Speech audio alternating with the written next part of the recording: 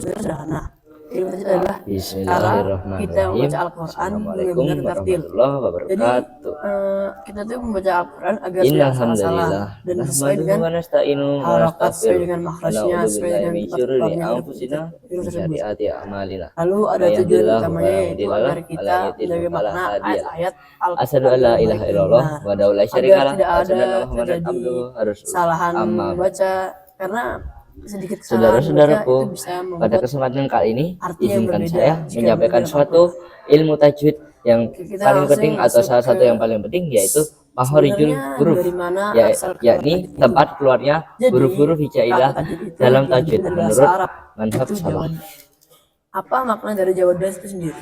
Masuk ke Maknanya pengertian adalah apa sih memperindah, itu makhorijul huruf? memperbagus, Tentunya melakukan sesuatu dengan teman-teman di sana pernah nggak sih mendengar apa itu makhorijul huruf? Nah, secara etimologi itu sendiri, makhorijul huruf itu berasal dari kata makhraj, yaitu tempat keluar, yakni tempat keluarnya huruf-huruf hijaiyah. Jadi makhorijul huruf adalah tempat keluarnya huruf hijaiyah, misalnya dari mulut atau dari hidung atau dari lidah atau dari yang lainnya. Nah, secara istilahnya sendiri, makhorijul huruf ialah tempat keluarnya huruf-huruf hijaiyah ketika diucapkan agar bunyi sesuai makhrajnya. Jadi tempat keluarnya hijaiyah tuh jadinya tuh kayak bunyi yang kita ucap. Huruf hijaiyah tuh bunyinya kayak gimana sih kalau kita ucapkan sesuai makhrajnya? Nah, untuk apa sih kita harus mempelajari ilmu makhorijul huruf ini? Ya, ini dengan memahami makhorijul huruf kita dapat terhindar dari kesalahan pelafalan yang bisa mengubah makna bacaan Al-Quran. Jadi ketika kita membaca Quran dan tidak sesuai makhrajnya, itu bisa sangat fatal. Kenapa? Karena bisa mengubah makna dari Al-Quran itu sendiri. Dalam makhorijul huruf juga terdapat 5 tempat utama dan masing-masing terdiri dari 17 sampai 18 makhraj. Atau semuanya bisa digabungkan jadi 17 atau 18 dari makhraj. area tenggorokan. Nah, ini adalah hukum mempelajari makhorijul huruf itu sendiri. Makhorijul huruf merupakan bagian dari ilmu tajwid, yaitu ilmu yang mengetahui cara membaca Al-Quran dengan benar sesuai akidah dan juga sesuai ajaran Nabi. Hukum mempelajari ilmu tajwid itu sendiri adalah fardu kifayah, sedangkan menerapkannya dalam Al-Quran atau mempelajari ilmu tajwid untuk membaca Al-Quran merupakan fardu ain bagi setiap muslim. Oleh karena itu, setiap umat muslim yang membaca Al-Quran dengan tajwid dan makhraj yang benar yang oleh karena itu setiap umat muslim wajib membaca Al-Quran dengan tajwid dan makhraj yang benar agar tidak terjadi kesalahan dalam membaca Al-Quran yang dapat mengubah makna dari bacaan Al-Quran itu sendiri. Masuk ke tujuan dari mempelajari makhorijul huruf, yakni agar terhindar dari kesalahan ketika membaca Al-Quran. Sebagai contoh, apabila ada huruf zal dibaca seperti huruf za, maka arti dari kata tersebut bisa berubah. Bahkan hanya satu kata bisa, bahkan hanya satu huruf saja bisa mengubah seluruh kalimat yang ada dalam Al-Quran ini. Tentunya itu sangatlah buruk ya teman-teman. Oleh karena itu kita harus mempelajari makhorijul huruf. Rasulullah juga pernah berkata dalam hadis riwayat Al-Bukhari, yakni bacalah Al-Quran sebagaimana ia diturunkan. Contoh-contoh huruf asli itu. Nah, berikut ini macam-macam makhorijul huruf yang setelah saya sebutkan di awal tadi. Yang pertama ada al-jauh, yakni rongga mulut dan tenggorokan. Yang kedua ada al-halaq atau tenggorokan. Yang ketiga ada alisan, lidah. Dan asyafatain, dua bibir. Dan yang terakhir adalah al-khosyum, yaitu rongga hidung. Masuk ke pengertian dari al-jauh. Al-jauh atau rongga mulut dan tenggorokan ialah tempat keluarnya huruf mad, tempat keluarnya huruf mad, yaitu alif, waw, dan juga ya. Huruf-huruf ini keluar dari rongga mulut dan tenggorokan tanpa ada pertemuan antara anggota mulut. Contoh dalam Al-Quran sebagai berikut, yaitu maliki, yaqulu, dan killah. Huruf-huruf mad ini keluar bersamaan udara yang mengalir panjang dari rongga mulut.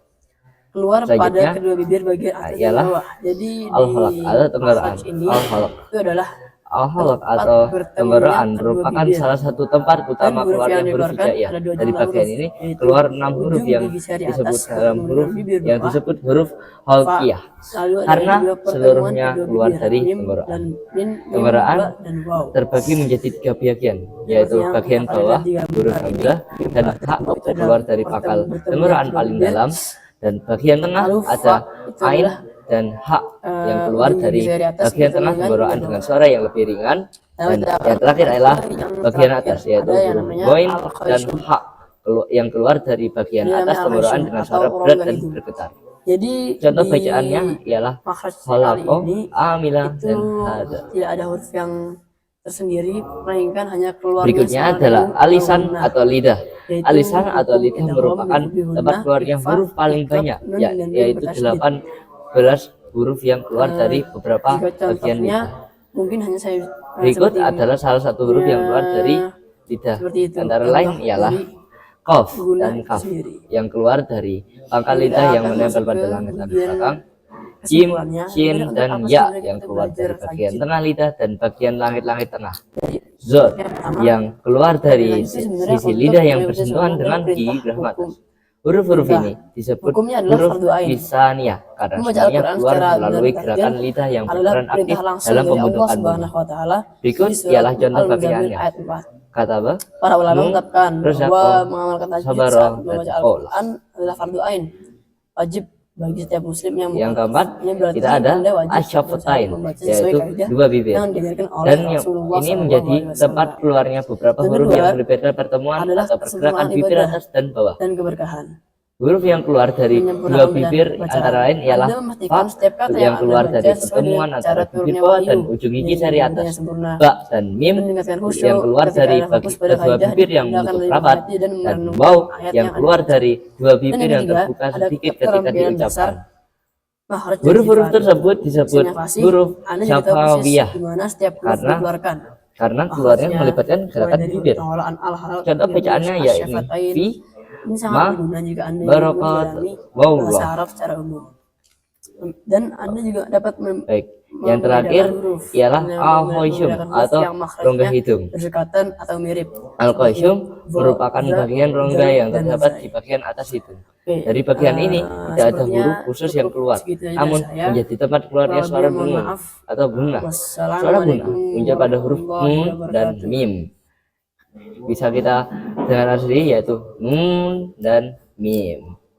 Ketika dibaca dengan hukum idgham, ikhfa atau ikhlab, suara dengung ini keluar melalui rongga hidung dengan panjang 2 harokat.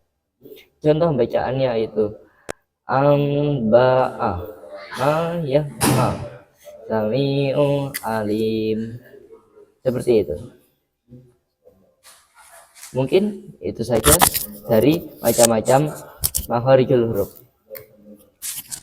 Nah, kesimpulannya ialah makharijul huruf ialah ilmu yang penting dalam membaca Quran, terutama kita sebagai umat muslim yang mana Al-Quran itu sendiri akan menjadi pedoman bagi kita di hari akhir kelak nanti.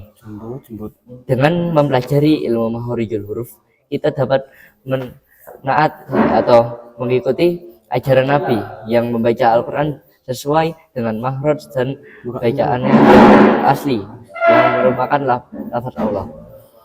Dengan memahami dan mendapatkan makharijul huruf, seseorang dapat membaca Al-Quran dengan tartil, menjaga keaslian lafaz dan makna ayat, serta dapat menyempurnakan ibadah kepada Allah. Allah Subhanahu wa taala pernah berfirman dalam surah Al-Muzammil ayat 4, yakni waratilul Qur'ana tartila, dan bacalah Al-Quran itu dengan tartil, yakni dengan benar dan perlahan. Mungkin itu saja yang dapat saya sampaikan pada kesempatan kali ini. Bila ada salahnya, saya mohon maaf sebesar-besarnya. Itu saja dari saya. Assalamualaikum warahmatullahi wabarakatuh. See you in the next video. Pepe tuh gak usah